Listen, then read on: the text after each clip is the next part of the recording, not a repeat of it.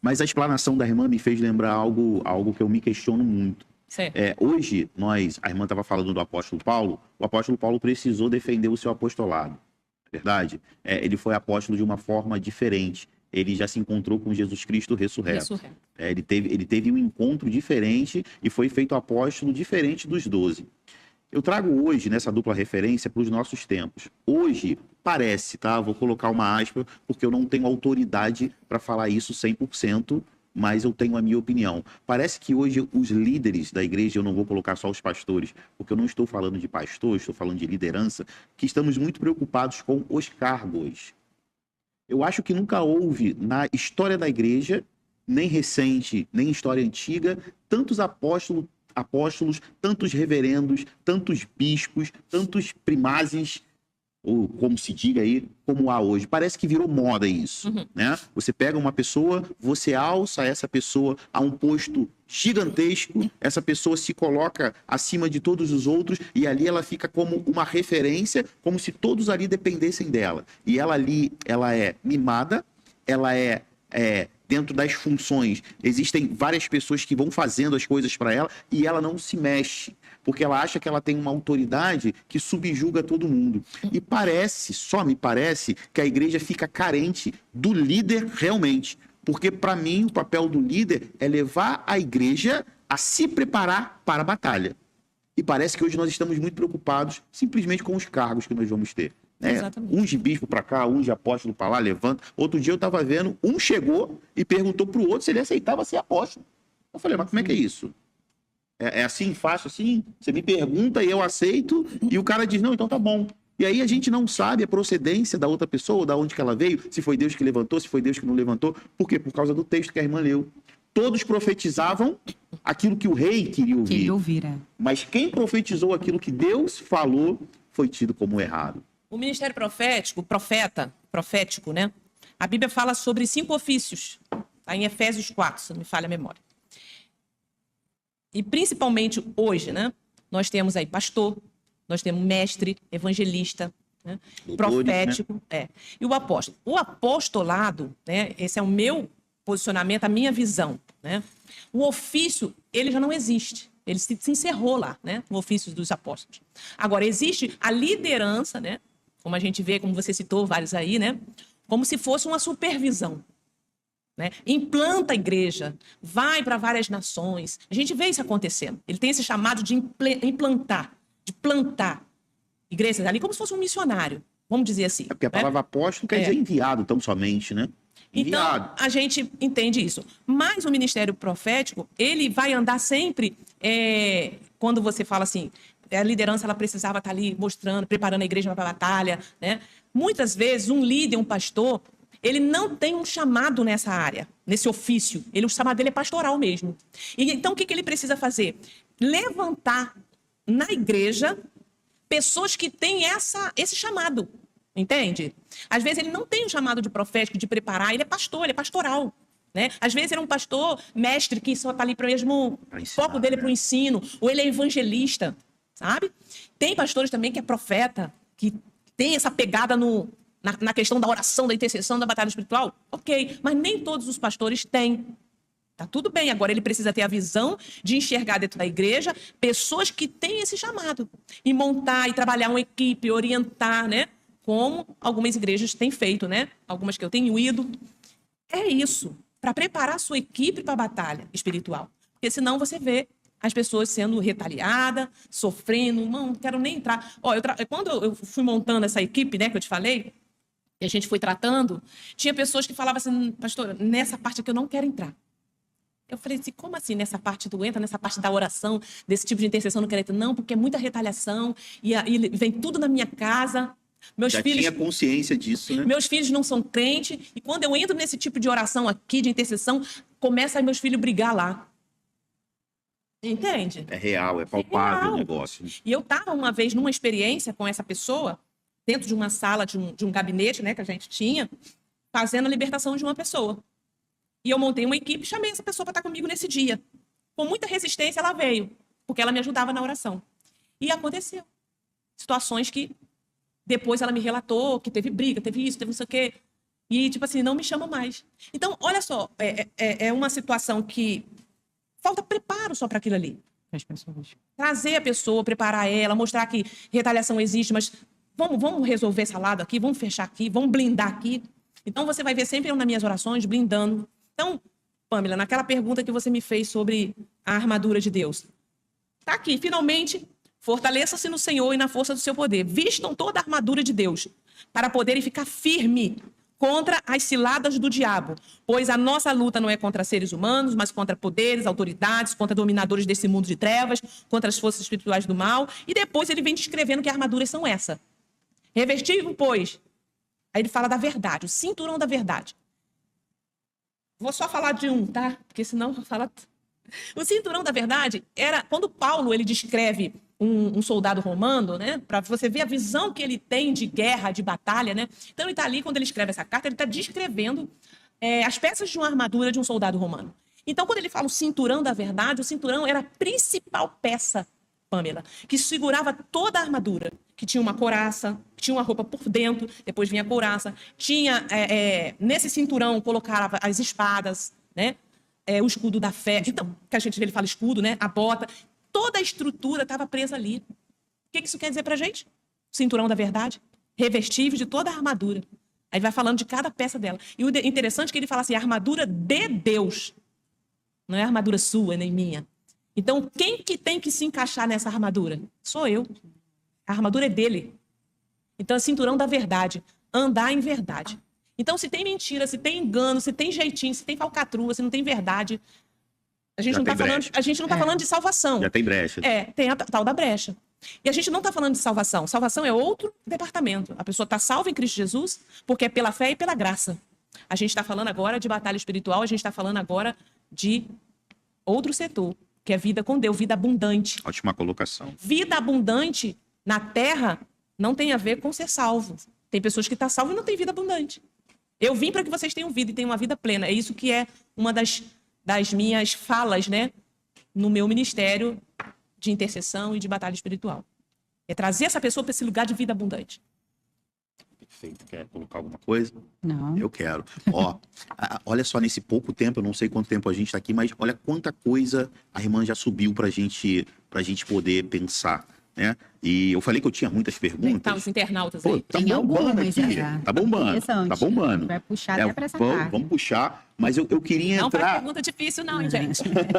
Mas eu queria entrar agora no modus operandi, vou colocar assim, tá? Na prática do negócio, né? Porque a irmã trouxe uma teoria pra gente, ainda que seja bem substancial. Eu sei que a irmã cortou muita coisa, porque é muita coisa, mas deu para ter uma visão, assim, muito ampla da onde a gente está e o que a gente precisa fazer. Mas eu vou entrar um pouquinho aqui nesse modus operandi. E a primeira pergunta nós estamos falando de crente, de pessoas que são convertidas, então a questão não é salvífica. Não. A pessoa já está salva. Está salva, está na igreja, ela está ali numa vida com Deus. Tem uma vida com Deus, tá? Mas a irmã já ministrou muitas vezes, né? Sim. Explica pra gente o que é possessão e o que é manifestação. Possessão ou opressão? Tem diferença da possessão para manifestação?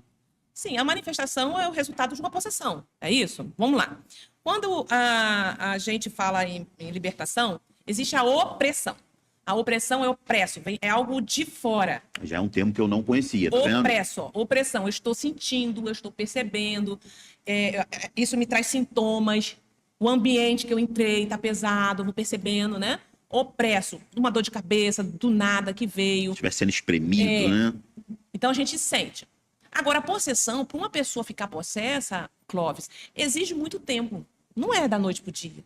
Foram muitas legalidades, foram muitos pactos feitos. Grave isso. Alianças, entendeu? Para ela manifestar. Então, ela vem trabalhar, a gente percebe no mapeamento, por exemplo, lidar com crente que nasceu na igreja, gente, é uma coisa. Mas traz para fazer um aconselhamento de libertação de pessoas que viveu 10, 15, 20 anos lá servindo a outro Deus, se envolvendo. Como muitas falam para mim, eu fui cavalo do diabo. Eu recebi fulana, ciclana, libertana que vinha em mim. Eu fazia isso, aquilo outro. E ela agora está em Cristo Jesus. Marrei isso, fiz aquilo. Poxa, a gente entende o quê? Vim para Jesus, nova criatura eu sou. As coisas velhas se passaram, eis que tudo se fez novo. Então, a gente escuta muita gente falar sobre isso porque não quer se debruçar para poder aprender. Então, é muito fácil falar assim, não, essas coisas não existem porque você é nova criatura, você está em Cristo Jesus. Mas pega alguém para atender, que veio desse lugar e faz oração com ela e libertação nesse termo, para você ver se realmente é isso mesmo. Então, eu já atendi pessoas que quando ela me procura, porque eu estou sentindo depressão, eu estou sentindo uma opressão, eu ainda escuto vozes, eu vejo demônios, crente, 10 anos na igreja. E aí? O que a gente vai falar? E aí eu vou, converso com ela, como que foi o seu tempo lá? Ah, irmã, eu fazia isso, fez esse pacto, amarrei aqui. Gente, coisas assim. Tenebrosas, né? Mundo espiritual. Ela ligou. Aí a gente vai para Mateus 18. Tudo que você ligar na terra é ligado no céu. Tudo que você desligar na terra é desligado no céu. Então, quando essa pessoa vem para Jesus, gente, é o iniciozinho da caminhada dela. Ela resolveu o problema com a eternidade. Agora, que tudo que ela ligou aqui, Clóvis, ela sente ainda. Ela precisa desligar, né? Ela sente no sono, ela sente pressão, ela sente coisa. Por quê? Porque tu acha que os demônios vão querer largar ela assim fácil, porque você foi cavalo meu tantos anos? Vai ter retaliação. Agora, ela precisa de suporte espiritual, ela precisa de discipulado, ela precisa de acompanhamento, sabe? Então eu pego pessoas assim e aí eu começo a orar com ela. Vamos renunciar então a esse pacto que você fez lá atrás. Ora comigo, repete comigo. Quando ela começa a repetir, que ela começa a falar, ela começa ali a sentir. Expressar aquilo. A sentir dor na cabeça, dor nas costas aqui. Ouve, olha, tá aqui falando no meu ouvido. E aí eu, como libertadora, com conhecimento, eu vou dando comando em nome de Jesus. E vou limpando. Ela vai desligando, é como se fosse aqueles tentáculos. Vai soltando. A pessoa, ela sai de dentro daquele momento de libertação com outra fisionomia. E pode ter a manifestação ou não? A gente estuda sobre isso, você tem como dar comando para não manifestar. Da forma como muitas, vamos botar assim, denominações fazem, né? Sim. Não. Porque não é interessante pra gente ali. Mas ele sai de outras formas. Sim. Entendeu? Vomita, e é dor, e aquilo outro. Gargalhada. Entendeu? Então, a gente vai trabalhando isso aí. É muito sério. Então, assim, é muito fácil uma igreja falar assim, não, você, meu pessoal, vocês estão em Cristo Jesus. É só olhar pra frente e é mesmo. As coisas velhas já passaram, é mesmo. Deus joga no mar do esquecimento. Só que você vai conversar com essa pessoa. Você vai no caminhada dessa pessoa.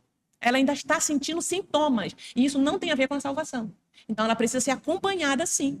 Se ela te procurar para isso. Agora, não, eu estou bem. Porque muitas pessoas não se envolveram tanto. Depende do nível, né? Depende do nível do envolvimento que você fez. Entendeu? Então, assim, batalha espiritual é real, ela existe. O mundo espiritual é jurídico. Você tem que, sim, ir desamarrando aquilo ali, aqueles nós. No nome de Jesus. Amém. Tem outra aqui, ó. Manda lá. Que a gente falou até antes de começar. Como saber se o problema é psiquiátrico ou é uma batalha espiritual de fato? Isso é interessante, né? Está outro podcast, gente. Isso é interessante demais, né? É muito interessante. Vamos lá. Eu sou estudante, né? Eu sou estudante de psicologia. Né? Eu estou fazendo essa graduação. Para auxiliar? É para auxiliar ou a irmã fez porque não? Vou fazer para auxiliar o ministério?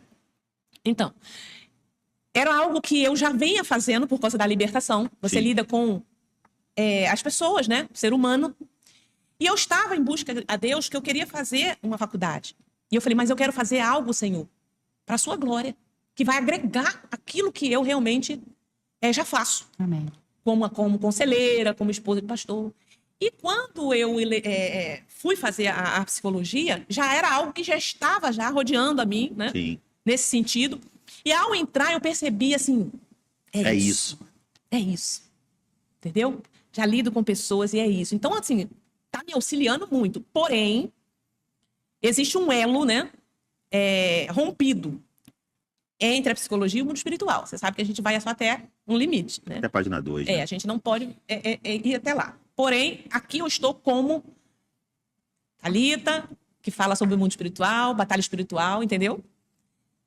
Mas, tem como sim você saber se é a parte neurológica. Então, o que a gente faz? Antes da pessoa... Por isso que eu falo para vocês que libertação não é expulsar demônio. É lidar com as causas do problema. Existe, sim, o exorcismo, né, que a gente vê, que até as igrejas neopentecostais e muitas outras só lidam com o sintoma que está ali na hora.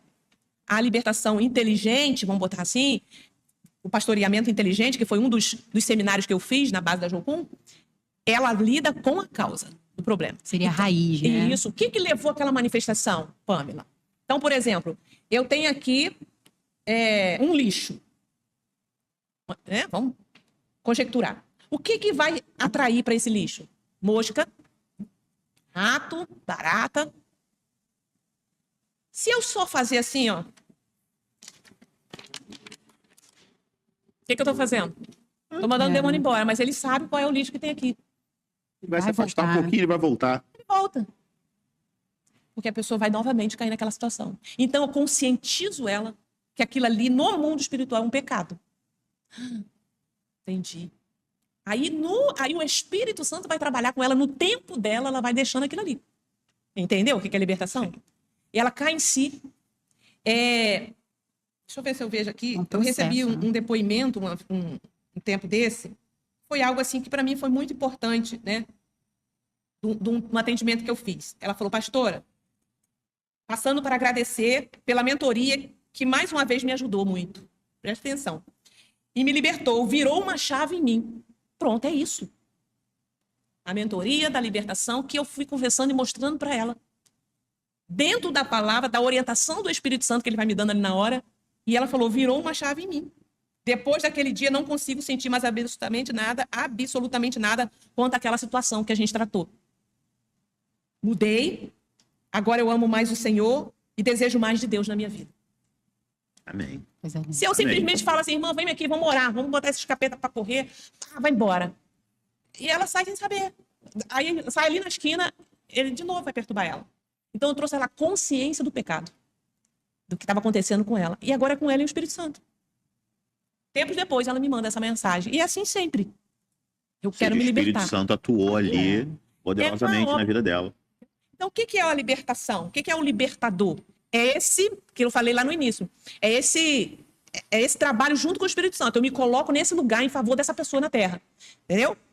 Eu vou, através da minha vida, trago ela, desligo ela no nome de Jesus e a gente vai desligando, conscientizando ela do pecado. Aí o que eu fiz? Eu removi o lixo, eu limpei, lavei.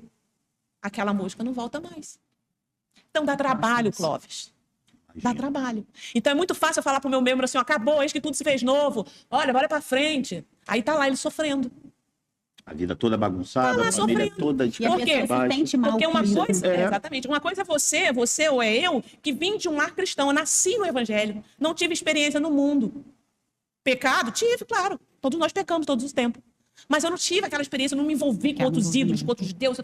Agora, aquela pessoa que veio dessa coisa toda, é simples eu falar para ela, ó, tudo se fez novo, minha filha, olha para frente, acabou, teu passado apagou. Apagou sim, o teu pecado, Jesus apagou. Agora, as consequências a gente precisa resolver. Entendeu? Isso deveria ser mais falado, porque eu já ouvi relatos de pessoas falando que não saem, não se desligam por conta disso. Porque assim, é muito difícil. Muito difícil, é. E é, acaba. Tem pergunta? Tá chegando. E aí, o que acontece? A questão da psiquiatria, a gente precisa avaliar. Primeiro, eu converso. Já foi no médico? Ó, essa situação sua aqui, vai resolver, procura um terapeuta, procura um psicólogo, entendeu? Sim. Faz sim. Mapeamento, nós né? somos alma, nós temos uma alma, nós guardamos muita coisa. Talvez você precise se abrir. Sempre orientar sim. Já foi em tudo que é lugar. Mas eu sinto uma perseguição. À noite eu tô dormindo, tô sentindo tipo aquele, como eles chamam, aquele negócio do sono, esqueci o nome que dá. Paralisia do sono. Eu tô sentindo no meu sonho, muita batalha, como eu tenho. Então vamos orar, vamos lá. O que você tem feito? Aí a gente vai pesquisando, vendo que envolvimento que ela teve, que às vezes teve com envolvimento, por exemplo, já peguei uma menina que ela não tem prática, né? Foi nascida na igreja, mas ficou fora, mas não tinha prática de ir em lugares para fazer amarração. Mas se envolveu com algumas pessoas e falou assim, eu vou lá fazer amarração para um tal de uma pessoa. Só que quando ela fez essa amarração, ela ficou tão amarrada que tudo que aquela pessoa, o estado físico, emocional e espiritual daquela pessoa, ela ficou igualzinho. Ela começou a perder tudo, a casa dela começou a ficar suja, um lixo. Ela falou que do jeito que ele vivia, ela vivia. Começou a viver, né? Nossa. Amarrou tudo mesmo. Eu falei para ela, amarra mesmo. Tudo que é ligado na terra é ligado no céu. E agora ela queria se livrar daquilo. Eu falei, a primeira coisa que você tem que fazer, você precisa aceitar Jesus como seu Senhor e Salvador. Porque é Ele que liberta, não sou eu. Primeiro caminho. E você precisa fazer isso publicamente. Mas você não tem que fazer isso porque eu estou falando. Isso tem que ser gerado no seu coração, arrependimento. Porque a gente peca contra o Senhor. E fui evangelizando ela, fui evangelizando, falando, e deixo ir. Fui para casa, o Espírito Santo começa ali. Orei, fiz uma oração para ela na hora. Ela sentiu, na hora que eu orei. Ela falou assim, eu senti algo muito, como se fosse... Amém. Passou-se um mês. Ela me manda mensagem. Ontem eu fui na igreja e me entreguei para Jesus. Amém. Entendeu? Falei, agora sim. O mais valente entrou nessa casa. Porque eu falei para ela, eu não posso ser irresponsável por você. Porque o texto lá em Mateus diz o seguinte. Quando tem um valente dentro de uma casa, precisa de um mais valente para entrar e tirar. O mais valente é Jesus. Só que quando os demônios saem, eles vão para lugares áridos. Procurar repouso. E ele fala assim, eu vou voltar para minha antiga casa. Se ele entra nessa casa, ele encontra essa casa vazia. Adornada, tá lá. O que é isso? Não tem oração, não tem vida com Deus, não tem disciplina espiritual. O texto diz que ele vem e chama mais 7. E o estado daquela pessoa é pior do que o primeiro. Eu falei assim, você precisa de Cristo primeiro. Vamos pro passo a passo. Por isso que libertação é para crente. Que já está no evangelho, que está passando uma batalha, que ele já tem vida com Deus, que ele já tem disciplina. Entendeu? Então, a pessoa que ainda não teve um encontro com Cristo, não quer dizer que ela não tem Jesus. Essa mulher, ela tem Cristo, ela ama o Senhor. Só que ela não tinha compromisso com Deus. Ela nunca tinha. É uma diferença muito grande, diferente. Né? É muito diferente, né? Jesus é meu amigo, eu amo a Jesus, mas o compromisso eu não tenho. Meu coração, minha vida, eu não dou para ele. Isso é uma diferença. Ele não é o Senhor da minha vida. Ele é o meu Salvador, mas não é o meu Senhor. Ele precisa ser o Senhor para o demônio sair. Algum tem que entrar, o mais valente. Então, tudo no mundo espiritual é legal, de legalidade. Entendeu? Não existe negociação se não for pela base bíblica. Tudo tem que ter respaldo bíblico. Para a gente poder dar comando, fazer e acontecer. Entendeu? E funciona. Tá? Porque Jesus Cristo, o Filho de Deus, justamente morreu para isso. Para que eu e você tivéssemos autoridade na terra. Eu vos dei autoridade para pisar escorpiões, serpente, colocar a mão sobre os enfermos e ser curado. Então não é eu, irmã Thalita, é qualquer um de nós aqui. Tem essa autoridade em Cristo Jesus. Agora, o que a gente precisa é reparar se antes do finalmente, irmão meus, as coisas estão certas, né?